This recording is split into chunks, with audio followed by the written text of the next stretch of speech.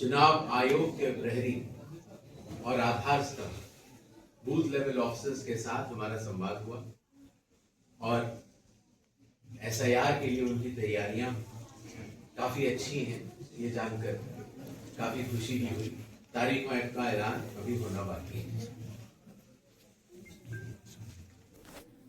इन 2 दिनों के प्रवास के दौरान मुझे ये अनुभव हुआ कि झारखंड के चीफ इलेक्टोरल ऑफिसर रवि और यहाँ के जिला कलेक्टर और सभी अधिकारियों ने चुनाव की तैयारियां अर्थात मतदाता सूची शुद्ध करने की तैयारियों में कोई कोर कसर नहीं छोड़ी है और मुझे उम्मीद है कि मतदाता सूची के शुद्धिकरण का कार्य जब भी अनाउंस होगा शीघ्र अतिशीघ्र और बहुत ही पारदर्शी तरीके से संपादित होगा। भारत विश्व का सबसे बड़ा लोकतंत्र है और शुद्ध मतदाता सूची पारदर्शी लोकतंत्र का आधार है और इसलिए मतदाता सूची में किसी भी दिवंगत या स्थायी रूप से प्रवास कर गए या किसी भी मतदाता का एक से ज्यादा जगह पर नाम रजिस्टर होना या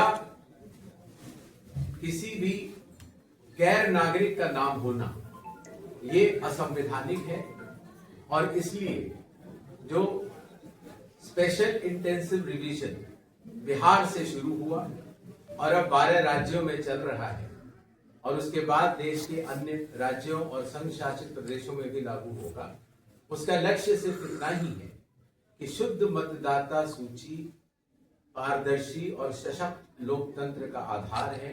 अतः संविधान के अनुच्छेद 326 के अंतर्गत जो पात्रताएं एक मतदाता के लिए होती हैं उन्हीं पात्र मतदाताओं का नाम सूची में होना चाहिए और साथ ही साथ कोई भी पात्र मतदाता छूटे ना, इसके लिए बीएलओस को अच्छी ट्रेनिंग दी जाए और मतदाता सूची के शुद्धिकरण का कार्य पूरा किया जाए। इन्हीं सारी बातों के साथ वैसे तो हम लोग मिलते रहे हैं, लेकिन इन्हीं सारी बातों के साथ एक बार फिर जोहार, जय भारत, जय हिंद। सर, झारखंड में कब होगा? अगर आपको डेट समय बता सकते झारखंड में भी होगा? देखिए, अभी 12 राज्यों में सबसे पहले बिहार में एसआईआर कोड हुआ और उसके बाद वहां चुनाव भी हुए। आपको ज्ञात होगा कि वहां पर जो मतदाता सूची वहां के बीएलओज ने और सहायक निर्वाचन अधिकारी और इलेक्ट्रॉनिक रजिस्ट्रेशन ऑफिसर्स, कलेक्टर्स और सीईओ ने बनाई थी, उस पर 0 अपील प्राप्त हुई। इतनी पारदर्शिता के साथ कार्य हुआ। उसी के साथ साथ जब पूरे 12 राज्यों में इस समय चल रहा है एसआईआर का कार्य, ड्राफ्ट सूची उनमें से 11 की आ चुकी है। उत्तर प्रदेश की 6 तारीख को आनी है। तो 12 की ड्राफ्ट सूची आने के बाद एक प्रक्रिया होती है जिसको बोलते हैं क्लेम्स एंड ऑब्जेक्शंस का पीरियड, अर्थात ड्राफ्ट सूची हर राजनीतिक दल को दी जाती है और उनसे ये निवेदन किया जाता है कि अगर इसमें कोई भी त्रुटि रह गई हो, तो जब बूथ लेवल ऑफिसर्स घर घर जाते हैं तो गलतियां हो सकती है, कुछ छूट जाए। तो 1 महीने का लगभग क्लेम्स एंड ऑब्जेक्शंस पीरियड होता है जो कि अभी चल रहा है। उत्तर प्रदेश का शुरू होने वाला है, बाकी राज्यों में चल रहा है।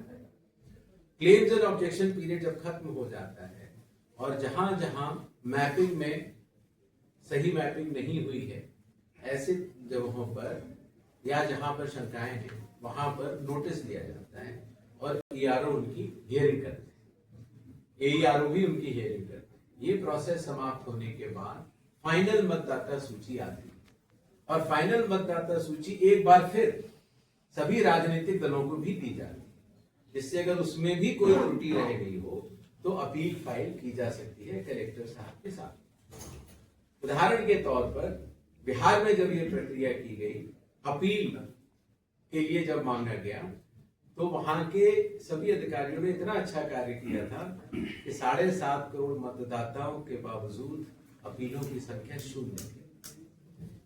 आशा है कि जब ये पूरा कार्य राजनीतिक दलों के साथ मिलकर समाप्त होता है, क्योंकि ड्राफ्ट सूची भी उनसे शेयर करते हैं, उनकी वो भी बताते हैं, क्लेम्स एंड ऑब्जेक्शंस कहीं त्रुटि रह जाती है, निर्वाचक भी बताते हैं, कई बार मतदाता भी बताते हैं।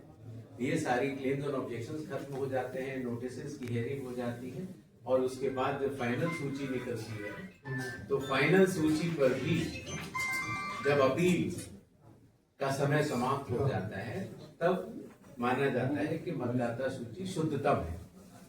तो ये 12 राज्यों का जब समाप्त होने की स्थिति आएगी तो अभी तो 22 राज्य और संघ शासित प्रदेश बाकी है।